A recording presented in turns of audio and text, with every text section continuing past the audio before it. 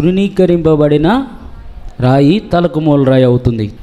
కీర్తనల గ్రంథం 118వ సంకీర్తన 22వ వచనాన్ని చదవండి. ఇల్లు కట్టువారు నిషేధించిన రాయి మూలకు తలరాయి ఆయను. అలాగే పేతురు రాసిన మొదటి పత్రిక 2వ అధ్యాయము 7వ వచనం కూడా చదవండి. అమూల్యమైన వాడు విశ్వసింపని వారికైతే ఇల్లు కట్టువారు ఏ రాతిని నిషేధించిరో అదే మూలకు తలరాయి అయిన. చాలు, చిన్న ప్రార్థన. పరలోకమందున్న తండ్రి, నీకు వందనాలు చెల్లిస్తున్నామయ్యా. నీ పరిశుద్ధమైన సన్నిధిలో నా ప్రభువా, నీ లేఖనాన్ని మేము ధ్యానిస్తూ ఉండగా ఆ లేఖనంలో ఉన్న జీవాన్ని మేమందరం పొందుకున్నట్లు నీ కార్యాన్ని మా జీవితాల్లో సఫలం చేయమని యేసునామములో ఈ ప్రార్థన అడిగి వేడుకొంచున్నాం తండ్రి. ఆమేన్. హల్లెలూయా, హల్లెలూయా. మనం చదివిన 2 లేఖన భాగాలు కూడా మనం ఒకంత ఆలోచన చేస్తున్నట్లయితే పరిశుద్ధమైన గ్రంథంలో ఉన్న 66 పుస్తకాలని 2 భాగాలుగా చరిత్రకారులు చేయడం జరిగింది. ఒకటేమో పాత నిబంధన, అనగా 1 నుంచి 39 వరకు ఉన్న పుస్తకాలనేమో పాత నిబంధన పుస్తకాలని, అనగా ఓల్డ్ టెస్ట్మెంట్ అని. రెండోదిగా అక్కడ సువార్తలు, అంటే మత్తయి సువార్త నుంచి ప్రకటన గ్రంథం వరకు ఉన్న పుస్తకాలనేమో న్యూ టెస్ట్మెంట్, అంటే కొత్త నిబంధన అని పిలవడం జరిగింది. అంటే యేసుక్రీస్తు రాకముందు యోధా జాతి వారికి ఇవ్వబడిన నిబంధన, యేసుక్రీస్తు వచ్చిన తర్వాత ఆయన నెరవేర్చిన నిబంధన అని 2 నిబంధనలుగా చేయడం జరిగింది. అయితే వాస్తవానికి మనం ఆలోచన చేస్తే 2 వ్రాసిన వాటి యొక్క శైలి వేరు, వాటి యొక్క వ్రాసిన విధానం వేరు, సందర్భం కూడా వేరు. అయితే ఇక్కడ మనం గమనించాలి, సందర్భం వేరు, పరిస్థితులు వేరు, రాసిన వ్యక్తులు వేరు, కానీ ఒకే మాటను అక్కడ ప్రస్తావన చేస్తూ ఉన్నారు. మీరు చూడండి, కీర్తన గ్రంథం 118వ కీర్తన 22వ చరణంలో ఇల్లు కట్టుటకు నిషేధించబడిన రాయి తలకు మూలరాయి అవుతుంది. అలాగే పేతురు అంటున్నాడు, చూడండి అక్కడ ఏమంటున్నాడు, ఎవరైతే ఇల్లు కట్టుటకు నిషేధింపబడిన రాయి తలకు మూలరాయి అవుతుంది అంటే ఇక్కడ పేతురు చెప్తున్నాడు, అక్కడ కీర్తనకారుడు చెప్తున్నాడు. ఈరోజు పేతురు చెప్పే మనిషి గురించి, పేతురు చెప్పే దైవ కుమారుని గురించి నేను వివరించాలనుకోవట్లేదు.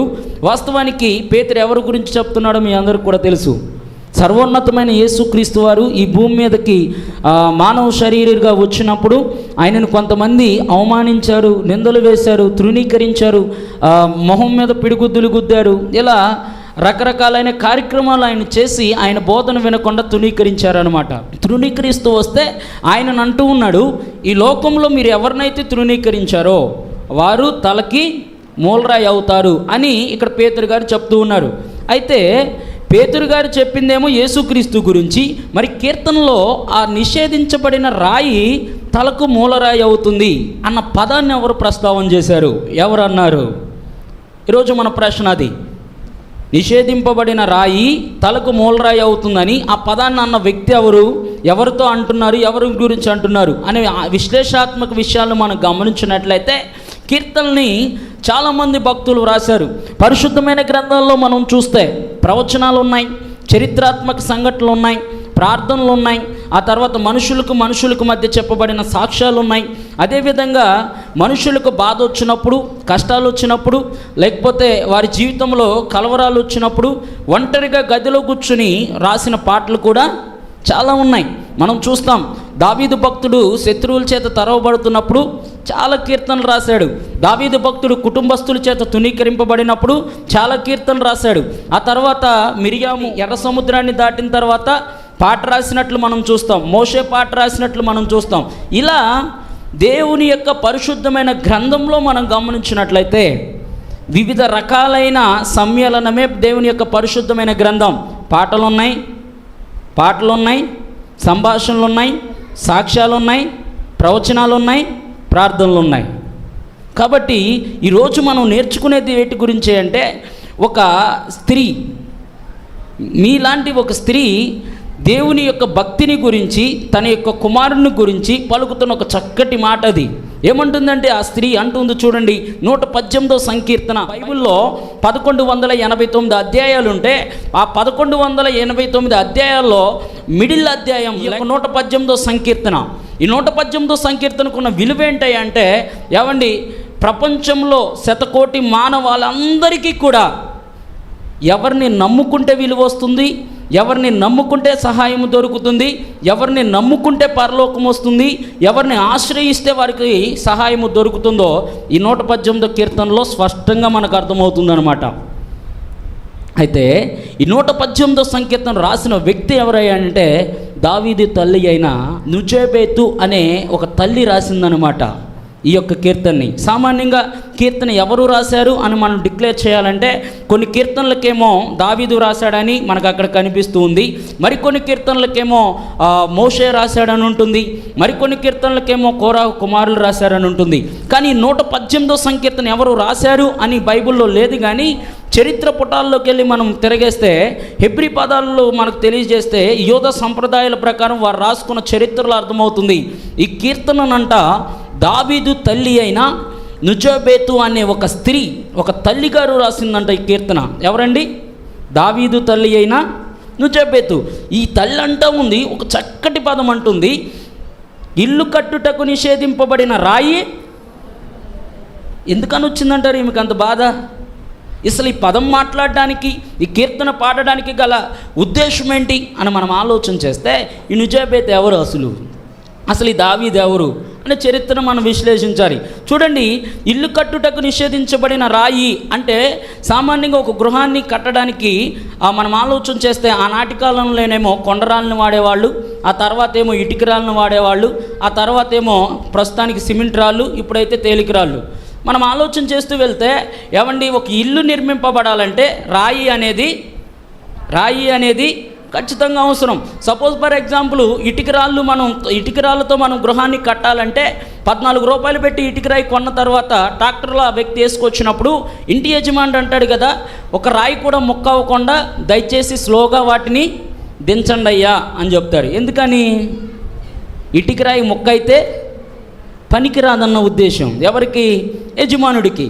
యజమానుడు చెప్పినట్లుగా ఏం చేస్తారంటే ట్రాక్టర్లో వచ్చిన వారు ఒక్క రాయి కూడా ముక్క అవ్వకుండానంట ప్రతి రాయిని కూడా చేత్తో అందుకుని మంచిగానంట పేర్చిపెట్టారంట. పేర్చిపెట్టిన తర్వాత 2 రోజుల తర్వాత వాళ్ళు గృహాన్ని కట్టడానికి ప్రారంభించారంట. ఒక లైన్ కట్టిన తర్వాత అంటున్నాడంట, టాపీ మేస్త్రి అంటున్నాడంట, దయచేసి నాకు ముక్క కావాలి, ఇటుక రాయి ముక్క కావాలంటున్నాడంట. అర్థం కావట్లే ఈయనకి. ఇదేంటయ్యా, ఇటరాయి ముక్క ఎందుకు కావాలంటున్నావు నువ్వు? రాళ్ళన్నీ బాగానే ఉన్నాయిగా, మంచి రాళ్ళు బద్దలు కొట్టమాక అని ఈయన అంటా ఉంటే ఈయన అంటున్నాడు నాకు ఇటుకరాయి ముక్కే కావాలంటున్నాడంట. అప్పుడు టాపీ మేస్త్రి చెప్పాడంట, లైన్లో ఎంత శ్రేష్టమైన నువ్వు రాయి అయినా కట్టు, కానీ ఒక పిల్లర్ దగ్గరికి వచ్చేటప్పుడు నువ్వు ఒక ముక్కను కనుక యాడ్ చేయకపోతే, ముక్కను కనుక దానికి అంటించి కట్టకపోతే నువ్వు కట్టిన వరసంతా కూడా పడిపోతుంది, కానీ ఆ పిల్లర్ కదుక్కోదని చెప్పాడంట. అప్పుడు ఆ యజమాని అన్నాడంట, ముక్క దేనికి పనికిరాదు అనుకున్నాం, కానీ ముక్క లేకపోతే అసలు ఇల్లే నిలవదంటున్నారు అన్నారంట. నీటి ఆధ్యాత్మికమైన జీవితాల్ని ఆధ్యాత్మికమైన పరిస్థితుల్లో కూడా ఆపాదిస్తే దీన్ని చాలామందికి ఏవండి తృణీకారం, లేకపోతే మనుషుల దృష్టిలో ఎలా ఉంటుంది అంటే ఇప్పుడు పనికి రాకపోవచ్చు. సామాన్యంగా మంచి ఆస్తి అంతస్తులు ఉన్నప్పుడు, మన చుట్టూ కూడా మనుషులు ఉన్నప్పుడు, మన చుట్టూ కూడా ప్రేమించే వాళ్ళు ఉన్నప్పుడు, మనకున్న స్నేహితులు మనకి గుర్తురారనమాట. కానీ మన చుట్టూ ఎవరు లేనప్పుడు, మన దగ్గర ఏమీ లేనప్పుడు మన చుట్టుపక్కల ఉన్న వాళ్ళందరూ కూడా మనకు మిత్రులాగానే కనిపిస్తారు. అవునా కాదండి? దీన్నే ఏమంటారా అంటే తునీకారం అంటారనమాట. దీన్ని ఏమంటారంటే నిషేధించబడడం అంటారనమాట. అయితే ఇక్కడ ఈ తల్లంతో ఉన్న చక్కటి పదం ఏంటంటే ఒక క్రైస్తవ జీవితంలో తృణీకారం అనేది ఖచ్చితంగా వస్తుంది. తృణీకారం అనేది ఖచ్చితంగా వస్తుంది. ఈ తృణీకారాన్ని క్రైస్తవ జీవితంలో మనం ఒకంత ఆలోచన చేసినట్లయితే, ఏమండి ఒక సేవకుడినంట సంస్థ నుండి తృణీకరిస్తే చాలా బాధ ఉంటుంది. ఆ తర్వాత మీరు గమనించండి, ఒక తండ్రి ఒక కుమారుణ్ణి తృణీకరిస్తే, అంటే నువ్వు దేనికి పనికిరాను వాడురా, లేకపోతే నీ వలన దేనికి ప్రయోజనం లేదురా అని చెప్పి తన కడుపును పుట్టిన కుమారుణ్ణి ఏమండి గృహంలో నుండి వెలివేస్తే చాలా బాధ ఉంటుంది. ఆ తర్వాత మీరు ఆలోచన చేయండి, ఒక తమ్ముడు ఒక అక్కకి విలువివ్వకుండా తన స్వంత పనులు చేసుకుంటూ ఉంటే చాలా బాధ ఉంటుంది, నా తమ్ముడు నన్ను పట్టించుకోవట్లేదని. ఆ తర్వాత ఏమండి ఒక కుటుంబంలో 4 ఉంటే ఆ కుటుంబంలో ఉన్న 4లో 3 సమానంగా ఉండి ఒక వ్యక్తిని వేరుగా చేసి చూస్తుంటే ఆ వ్యక్తికి చాలా బాధ ఉంటుంది, అవును కదా? మరి ఈ భూలోకంలో క్రైస్తవులై ఉన్న వారికి దేవుడు ఎందుకు తునీకరణ అనుమతిస్తున్నాడు అంటారు? ఎందుకు అనుమతిస్తున్నాడు? నిషేధాన్ని ఎందుకు అనుమతిస్తున్నాడు? మనుషుల దగ్గర నుంచి వేరే ఇవ్వడానికి దేవుడు ఎందుకు అంటున్నాడు? అబ్రహాముని అన్నాడు, అబ్రహాము నీ తండ్రిని వదిలిపెట్టు, అబ్రహాము నీ సహోదరుని వదిలిపెట్టు, నీ కుటుంబాన్ని వదిలిపెట్టు, నీ ఆస్తిని వదిలిపెట్టు, ఎక్కడరా నన్ను వెంబడించన్నాడు. అపోస్తుడైన పౌలు అన్నాడు, ఏమన్నా తెలుసా? నా నిమిత్తము జనులు నిన్ను హింసించి నిందించి అబద్ధ మాటలల్లా చెడ్డ మాటలు పలుకుతారు, ఒక మాటలో చెప్పాలంటే నా నిమిత్తము నువ్వు దెబ్బలు తినాలయ్యా అన్నాడు, తృణీకరింపబడాలయ్యా అన్నాడు. ఒక క్రైస్తవునికి తృణీకారం ఎందుకు? ఇది ఈరోజు మన ప్రశ్న. ఒక క్రైస్తవునికి తృణీకారం ఎందుకు వస్తుంది? దానివల్ల ప్రయోజనం ఏంటి? కుటుంబంలో భార్య భర్తను తృణీకరించవచ్చు కొన్ని పరిస్థితుల్లో, భర్త భార్యను తృణీకరించవచ్చు కొన్ని పరిస్థితుల్లో. ఇలా తృణీకారం ఎదుర్కొంటూ ఉన్నప్పుడు వారి యొక్క స్థితి ఎందుకు వారికి ఆ పరిస్థితి వచ్చింది? ఈరోజు ఒక వ్యక్తిని, ఆ మాట్లాడిన వ్యక్తి గురించే నేను వివరించి మీకు ముగించాలనుకుంటున్నాను. అయితే మనము ఒక వ్యక్తి గురించి చూస్తున్నాం కదా, అసలు ఈ యొక్క నిషేధించబడిన రాయి తలకు మూలరాయి అవుతుంది అని దావీదు తల్లి అయినా ఏంటండి నుజే వేతు, ఈ యొక్క నుజేవేతు అసలు ఎవరు ఏంటి అని మనం ఆలోచన చేస్తే, మీ పరిశుద్ధమైన గ్రంథంలోకి వెళ్ళండి. మొదటి సమూయేలు గ్రంథం 16వ అధ్యాయము 1వ వచనం చదవండి. అంతటా యెహోవా సమూయేలుతో ఎలాగూ సెలవిచ్చును,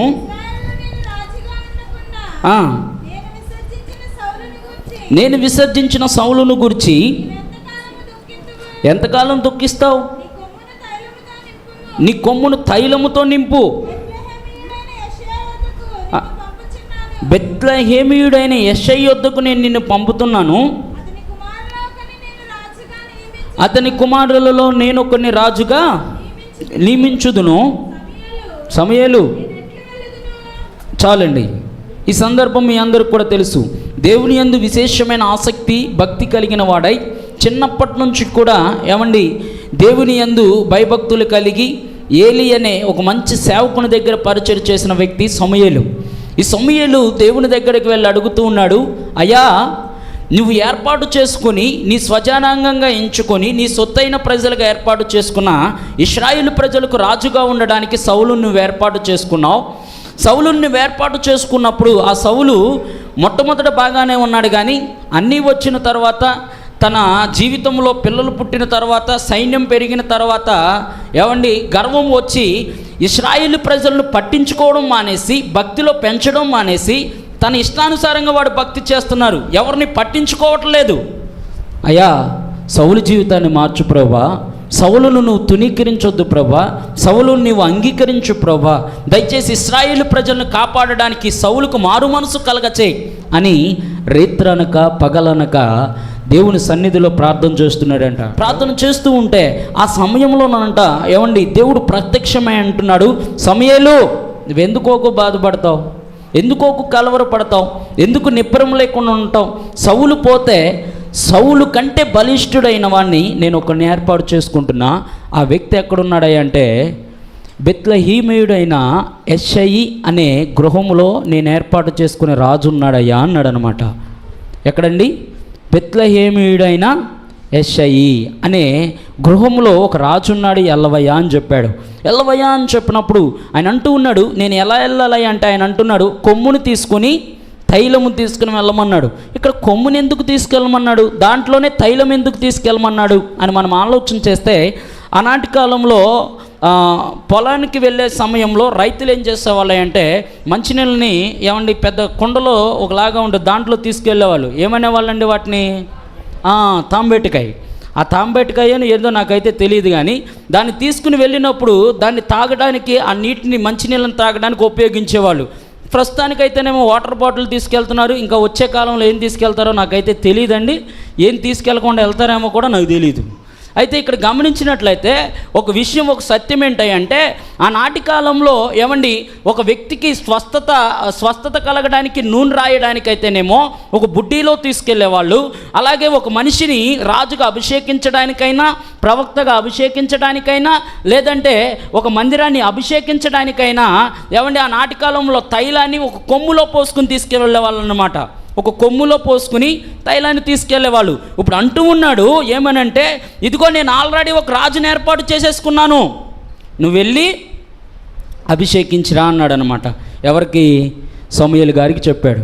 సమూయేలు గారికి చెప్పినప్పుడు ఈ సమూయేలు కొమ్ము తీసుకుని తైలం తీసుకుని బయలుదేరాడు. యెషై దగ్గరికి వచ్చాడంట. యెషై దగ్గరికి వచ్చిన తర్వాత చూడండి, ఇప్పుడు 11 వచనం చదవండి. ఎక్కడున్నారని యెషైని అడగగా ఇంకను కడసారి వాడు ఉన్నాడని చదవండి.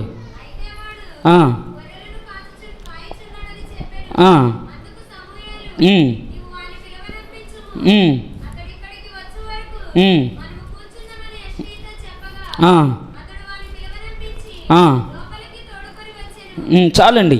ఇంకా పైన మీరు చూస్తే యెషై అంట, క్షమించండి, సమూయేలు అంట యెషై ఇంటి దగ్గరకు వచ్చాడంట. యెషై ఇంటి దగ్గరికి రాగానే యెషై తన మర్యాదలు తను చేశాడంట. చేసిన తర్వాత సమూయేలు యెషై కూర్చుని అంటున్నారంట, యెషై నీ కుటుంబంలో నుంచి దేవుడు ఒక మంచి రాజుని ఏర్పాటు చేసుకుంటున్నాడయ్యా అని చెప్తే యెషై అన్నాడంట దేవుణ్ణి స్తుతించి, ఇదిగో నా కుమారులు అని చెప్పి మొట్టమొదటి తన సంతానంలో మొట్టమొదటిగా పుట్టిన పెద్ద కుమారుడుని తీసుకొచ్చాడనమాట.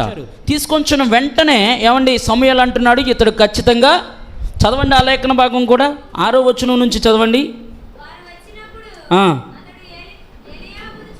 ఏలీయాబును చూసి నిజముగా యెహోవా అభిషేకించువాడు ఆయన ఎదుట నిలిచి ఉన్నాడని చెప్పాను. చాలు.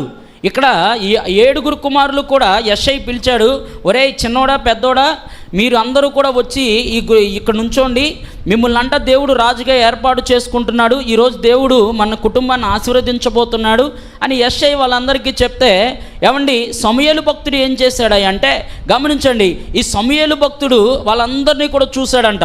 చూస్తే ఏలీయాబు అనే ఒక యవనస్తుడంట, చూడడానికి చాలా బలిష్ఠుడై ఉన్నాడంట, సౌందర్యం కలిగిన వాడై ఉన్నాడంట, యుద్ధశూరుడై ఉన్నాడంట.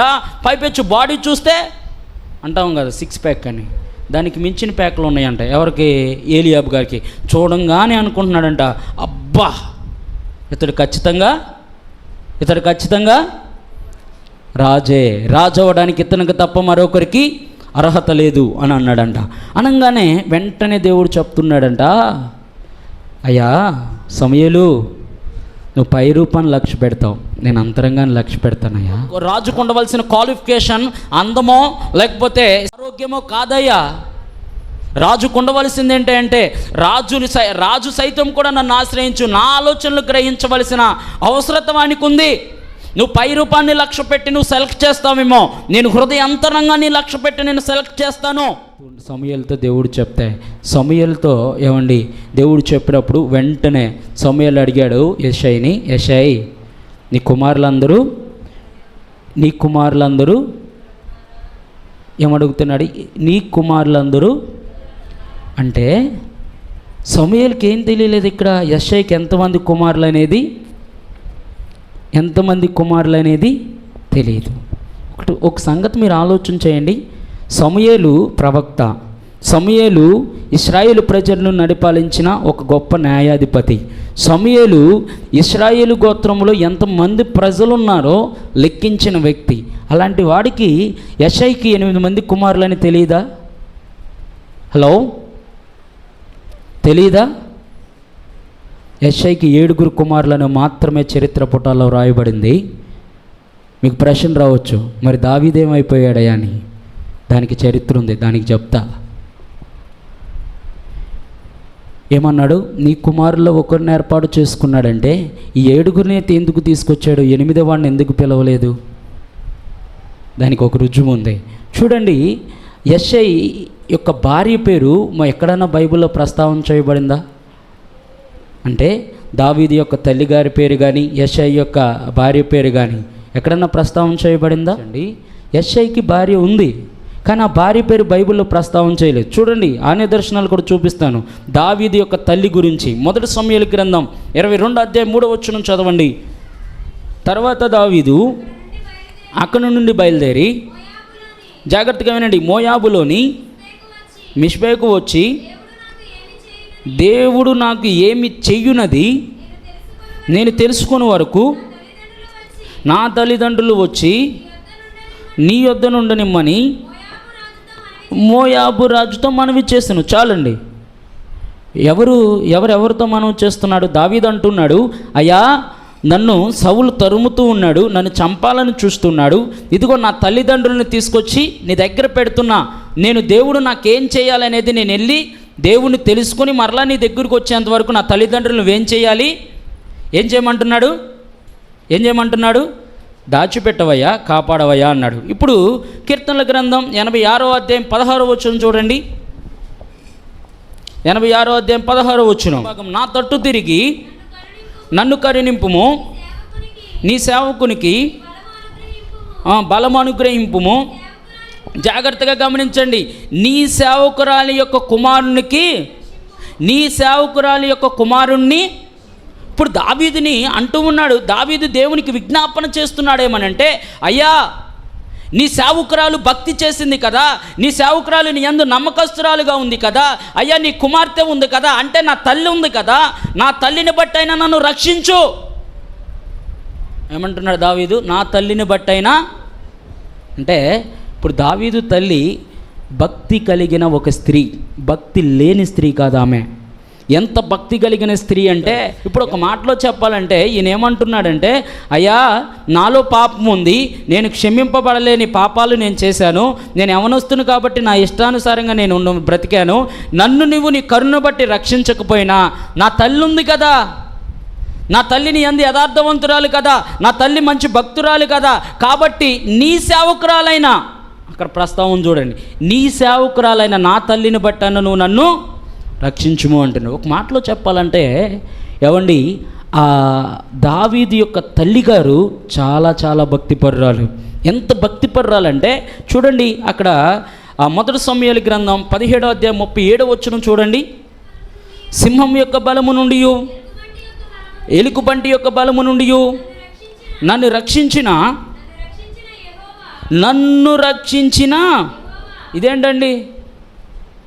16 సంవత్సరాల దావీదు అంటూ ఉన్నాడు, ఎలుగుబంటి చేతిలో నుండి, సింహపు చేతిలో నుండి నన్ను రక్షించింది ఎవరు నేర్పించారు దావీదుకి? అరే నువ్వు ఎలుగుబంటి వచ్చినప్పుడు సింహము నోట్లో నుంచి నువ్వు విడిపింపబడింది దేవుని యొక్క దీవెనలు బట్టి యెహోవా దేవుడు నిన్ను విడిపించాడని చెప్పి దావీదుకి ఎవరు నేర్పించారు? తల్లి నేర్పించింది ఆయనకి. నువ్వేమైనా ఉన్నావంటే అది దేవుని యొక్క కృపను బట్టి అయి ఉన్నావు. నువ్వు కాపాడబడుతున్నావంటే అది యెహోవా వలన నువ్వు కాపాడబడుతున్నావు. నువ్వు ఎలుగుబంటిని చీల్చుతున్నావంటే అది యెహోవా బలమును బట్టి చీల్చబడుతున్నావు. ఏమండి, తల్లులండి కుటుంబాన్ని కట్టాలి, కోల్చకూడదు. దావీదుకి నేర్పించింది ఏమనో తెలుసా?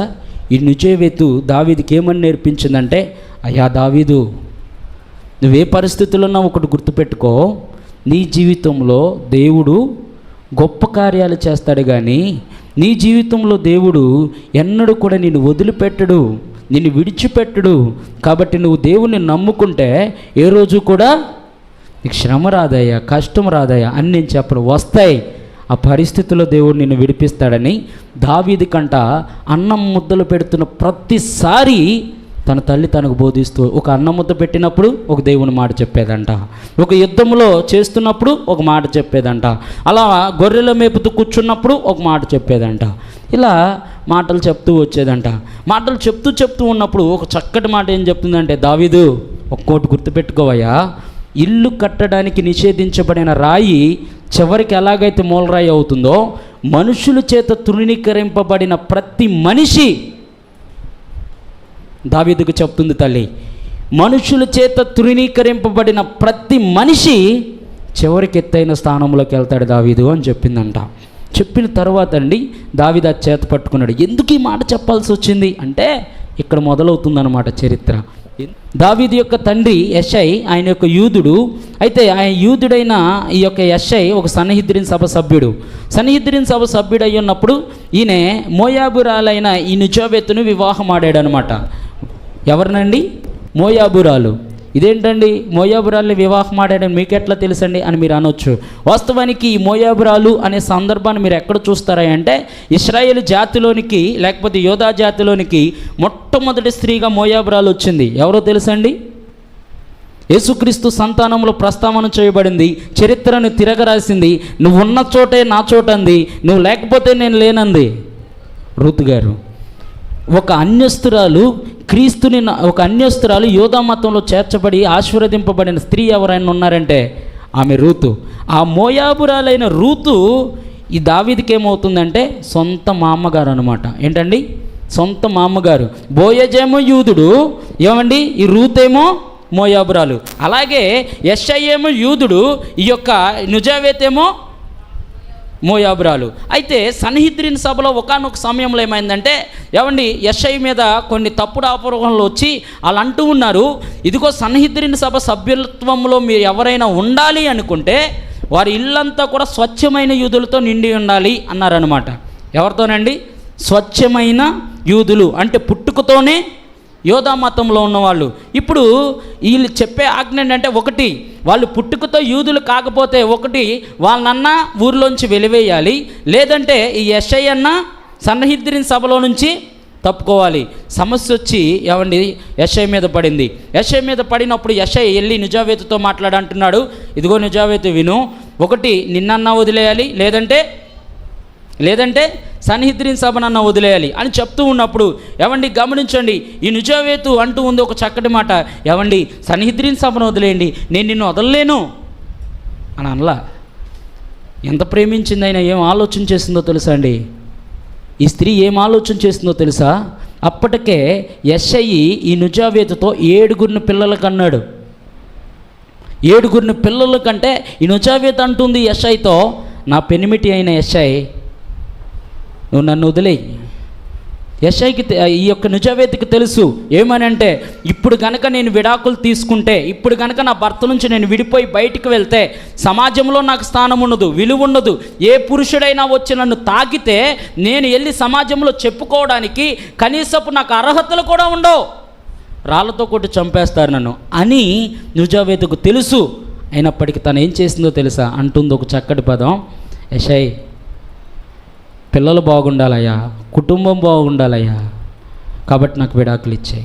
అవసరమైతే నేను నిందలు పడతా, నేను అవమానించబడతా, నేను వ్యభిచారాన్ని ఏదన్నాన్ని నేను రెడీ అంటే ఈ ఒక్క మాటలో ఏం చెప్తుందంటే, నీకు మేలు జరుగుతుంది కదా, కీడు అనుభవించడానికి నేను సిద్ధంగా ఉన్నా. ఏమంటుందండి? మేలు జరుగుతుంది కదా, కీడు అనుభవించడానికి నేను సిద్ధంగా ఉన్నానప్పుడు యెషై ఏం చేస్తాడంటే ఈమెకు సమాజం అందరి ఎదుట విడాకులు ఇచ్చాడు. విడాకులు ఇచ్చిన తర్వాత ఏమండి మరొక స్త్రీని ఈయన పెళ్లి చేసుకున్నాడు.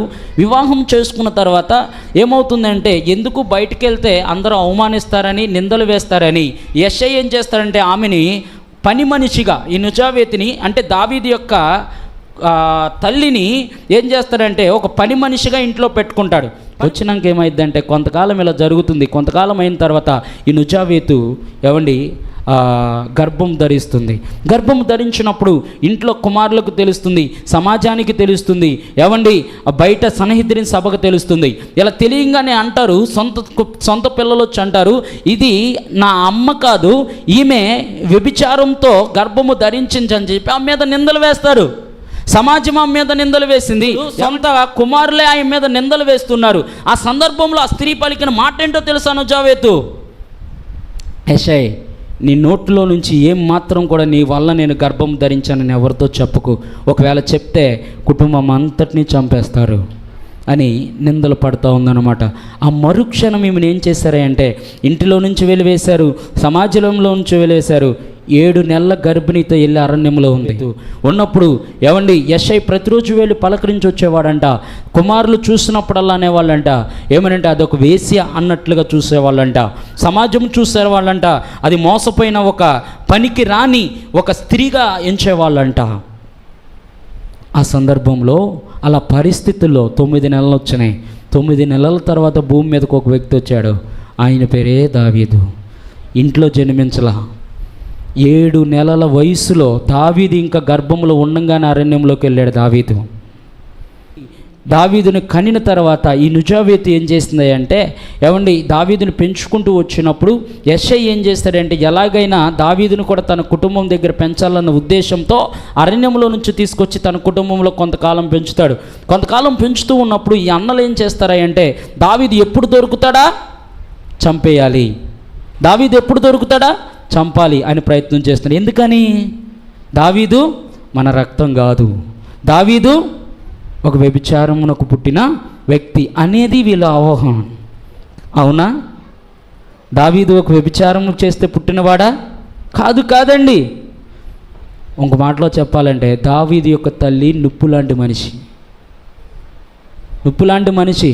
అవతల వాళ్ళకి మేలు జరుగుతుందంటే తన ప్రాణాన్ని ప్రాలంగా పెట్టి, తన యొక్క మాటలను ప్రాలంగా పెట్టి నిందలు అనుభవించడానికి వెళ్ళిన ఒక గొప్ప యవనస్తురాలు, గొప్ప స్త్రీ ఆమె. ఒక మాటలో చెప్పాలంటే స్త్రీలను ఆమె దగ్గరికి తీసుకువెళ్తే ఆమె బోధించేది ఏంటో తెలుసా? మీ పరిస్థితిలో మీ కుటుంబానికి మేలు జరుగుతుందని నీకు తలంచితే, నీ కష్టాన్ని కాదు, నీ శ్రమని కాదు, నీ కుటుంబ పక్షాన అవమానాలు పడడానికి కూడా సిద్ధంగా ఉండాలి నువ్వు. ఆమె నేర్పించిన సత్యం. ఏ స్త్రీలు ఉంటారండి, చిన్న మాట అంటే పెట్టి బెడ చదువుకుని ఇంటికి వచ్చేసే వాళ్ళు ఉన్నారు, కానీ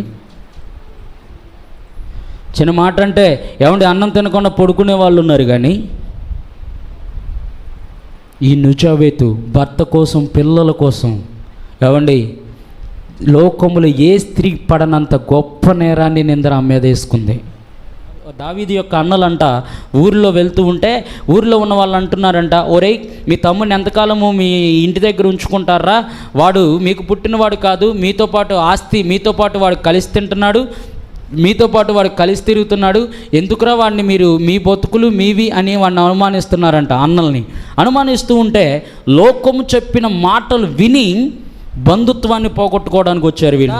నానా, ఈ వ్యభిచారికి పుట్టినవాడు మన ఇంట్లో ఉండడం చేత మాకు అవమానం వస్తుంది, నింద వస్తుంది, కాబట్టి వీడిని మరలా ఏం చేద్దాం, అరణ్యంలోకి పంపించేద్దాం, గొర్రెల మందని కొనిచ్చి అరణ్యంలోకి పంపించేద్దాం అన్నారు.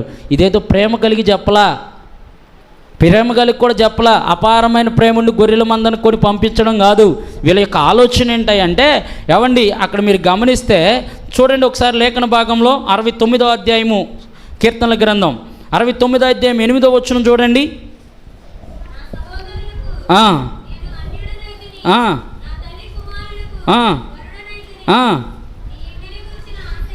ఏమంటున్నాడండి అక్కడ దావీదు? నా తల్లి కుమారులకు నేను పరుడనైతిని, నా సహోదరులకు నేను అన్యుడనైతిని. ఒక మాటలో చెప్పాలంటే ఆయన ఏమంటున్నాడంటే, నా పేగు పంచుకు పుట్టిన వాళ్ళు, నా రక్తం చేత పుట్టిన వాళ్ళు, నా తల్లి గర్భంలోంచి నిర్మింపబడిన వాళ్ళు ఈరోజు నన్ను శత్రువులుగా వాళ్ళు ఎంచుతున్నారు.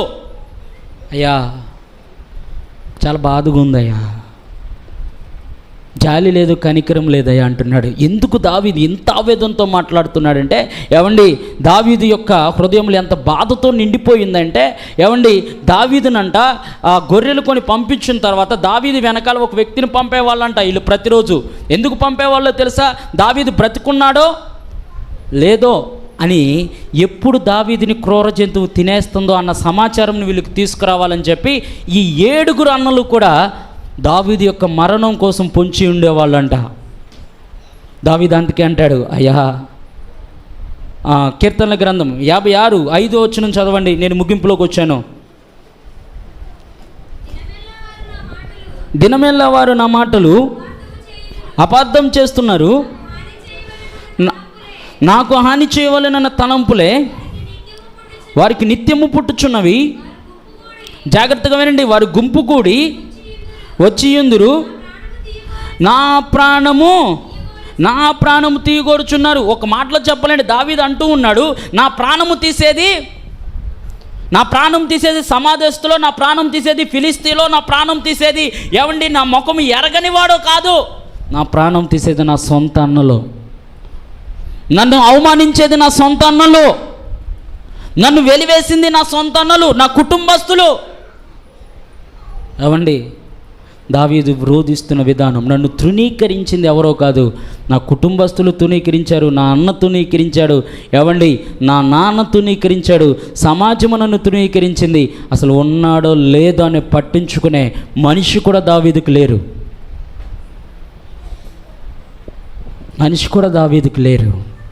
అందుకే ఆ నిట్టూర్పులతో అంటున్నాడు, నా అన్నలకి నేను అన్యుడనయ్యానయ్యా, పరుడనయ్యానయ్యా అంటున్నాడు.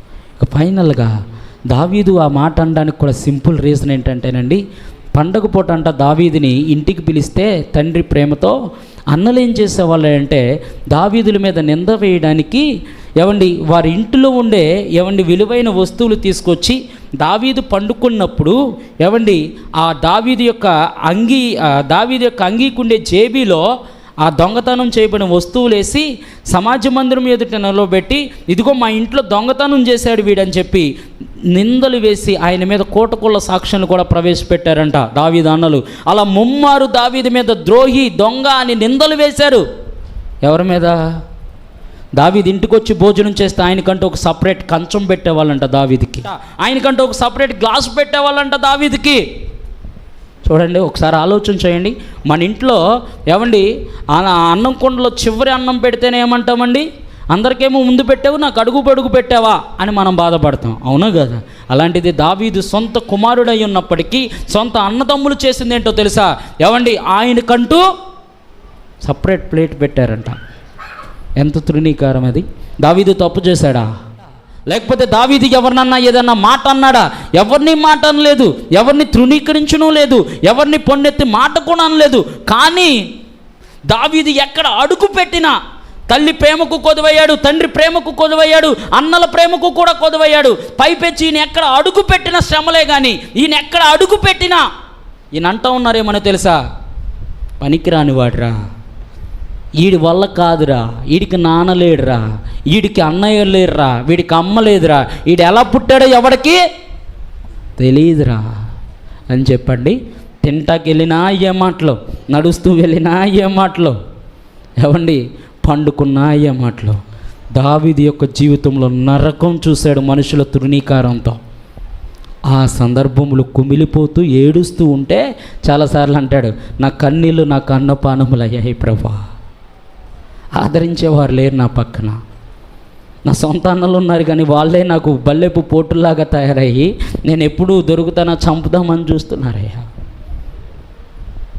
భరించలేకపోయినప్పుడు తల్లి చెప్తుంది దావీదుకు ఒక మాట, దావీదు నువ్వెవరిని మోసం చేయలా, నువ్వే తప్పు చేయలేదుగా నా కుమారుడా, ఒక్కటి గుర్తుపెట్టుకో, ఇల్లు కట్టబడడానికి నిషేధించబడిన రాయి చివరికి ఎలా మా తలకు మూలరాయి అవుతుందో, ఈరోజు నీ అన్నలు నిన్ను తునీకరించవచ్చు, ఈరోజు నీ కుటుంబస్తులు నిన్ను తునీకరించవచ్చు, ఈరోజు ఈ సమాజం నిన్ను తునీకరించవచ్చు. రేపు ఇదే సమాజం ఎదుట దేవుడు నిన్ను ఎత్తైన స్థలములో నిలబెట్టే ఒక ఎత్తైన ఉన్నతమైన సమయం ఒకటి రాబోతుందయ్యా దావీదు. ధైర్యం కలిగి ఉండు, నిబ్బరము కలిగి ఉండు. నీ కన్నిటిని ఆనంద బాష్పాలుగా మార్చే రోజు ఒకటి వస్తుంది. ఏ అన్నలైతే నిన్ను తునీకరించారో, ఏ అన్నలైతే నిన్ను చంపాలని చూశారో, రేపొద్దున అదే అన్నలు నీ కాళ్ళ దగ్గరకు వచ్చి నిలబడే రోజు ఒకటి ఉంది. ఏ సమాజం అయితే నువ్వు పనికి మాలిన వాడివి, పనికి రాని వాడివి, నువ్వు ఎవరికి పుట్టావో తెలియదు అన్నారో, అదే సమాజం నీ పాద సన్నిధిలోకి వచ్చి నీ ఎదుటికొచ్చి నువ్వు మమ్మల్ని పరిపాలించు అడిగే రోజు ఒకటి వస్తుంది. దావీదంట ఆ మాట చెప్పంగానేనంట ప్రపంచాన్ని తలకిందులు చేసే విధంగా 21 సంవత్సరాలకి తగ్గిన సమయమందు, ఏ సమయం అండి? తగ్గిన సమయమందు దావీదు సమయం వచ్చిందంట. సౌలు తునీకరింపబడ్డాడంట. ఎక్కడో అరణ్యములో ఉన్న దావీదుని దేవుడు చూసి అంటున్నాడు, దావీదుని సమయం వచ్చింది రా అని పిలిచిన వెంటనే దావీదుని అభిషేకించిన తర్వాత అండి, ఇన్ని తునీకారులు ఎదుర్కొన్న దావీదు భవిష్యత్తులో ఎలాంటి వాడయ్యాడో తెలుసండి. చూడండి ఒకసారి, 1 సమూయేలు గ్రంథం 18వ అధ్యాయము 6-7 వచనాలు చదవండి త్వరగా. దావీదు ఫిలిష్తీయులను హతము చేసి తిరిగి వచ్చినప్పుడు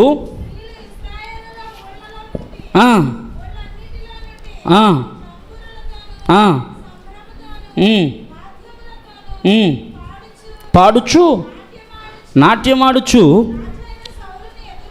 రాజైన సౌలుని ఎదుర్కొనుటకు వచ్చారు. జాగ్రత్తగా వినండి. ఆ స్త్రీలు గాన ప్రతిగానములు చేయుచు, జాగ్రత్తగా వినండి, సౌలుకు వేల కొలదియు. ఎవరికంట వీళ్ళు 10,000 కొలది చెప్పేది ఎవరికి? ఒకప్పుడు ఏమన్నారు దావీదుని రోడ్డు మీద నడుస్తుంటే? ఒకప్పుడు ఏమన్నారండి? పనికి రాని వాడరా అన్నారు. ఒకప్పుడు ఏమన్నారండి? వీడికి ఎవరు లేరురా అన్నారు. ఇప్పుడు అదే జనాంగం అంటుంది ఏమనో తెలుసా? దావీదుకు వేల కొలది చేయాలని పలుకుతూ ఉన్నారనమాట. ఎవరికండి? దావీదుకి వేల కొలది జయం.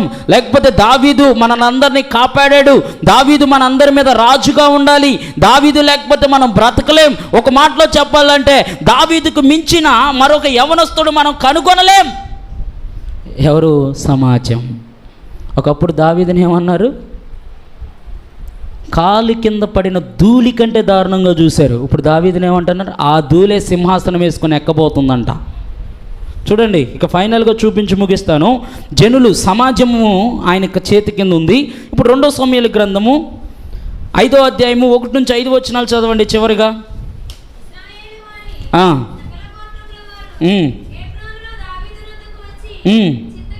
చిత్తగించుము, చదవండి.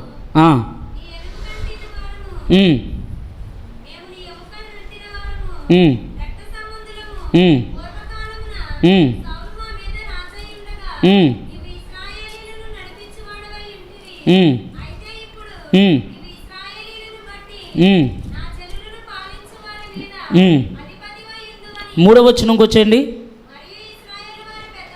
మరియు ఇశ్రాయేలు వారి పెద్దలందరూ హెబ్రోనులో రాజునొద్దకు రాగా, రాజైన దావీదు, జాగ్రత్తగా వినండి, హెబ్రోనులో యెహోవా సన్నిధిని వారితో నిబంధన చేసిన గనుక ఇశ్రాయేలుల మీద రాజుగా వారు దావీదునికి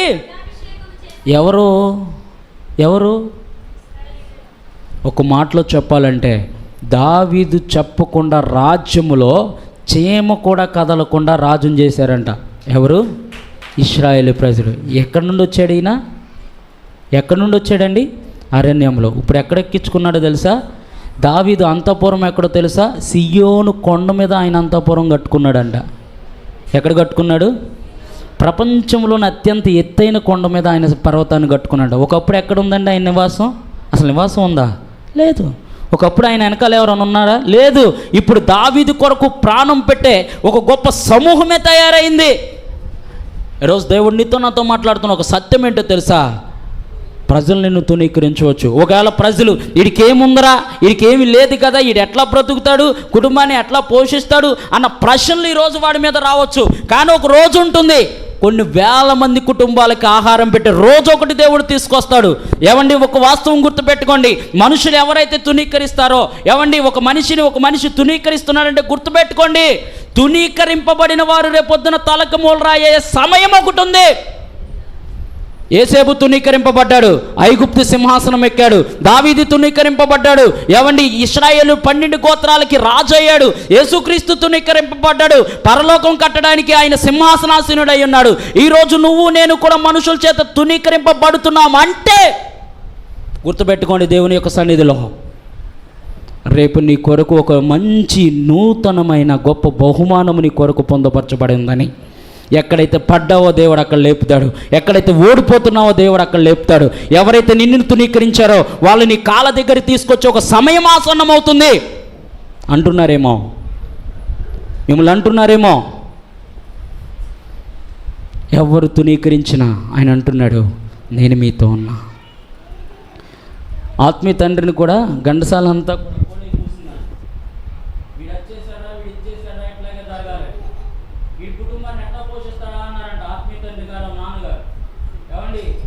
ఒక కుటుంబాన్ని కాదంట, ఇప్పుడు 10 కుటుంబాలను పోషించగలిగిన సామర్థ్యం ఆ కుటుంబానికి దేవుడు ఇచ్చాడంట. ఎవరికి? ఆత్మీయ తండ్రి గారికి. ఇలా చెప్పుకుంటూ వెళ్తే చాలా సాక్ష్యాలు ఉన్నాయి. ఈరోజు దేవుడు నీతో నాతో కూడా మాట్లాడుతున్న గొప్ప సత్యం ఏంటో తెలుసా?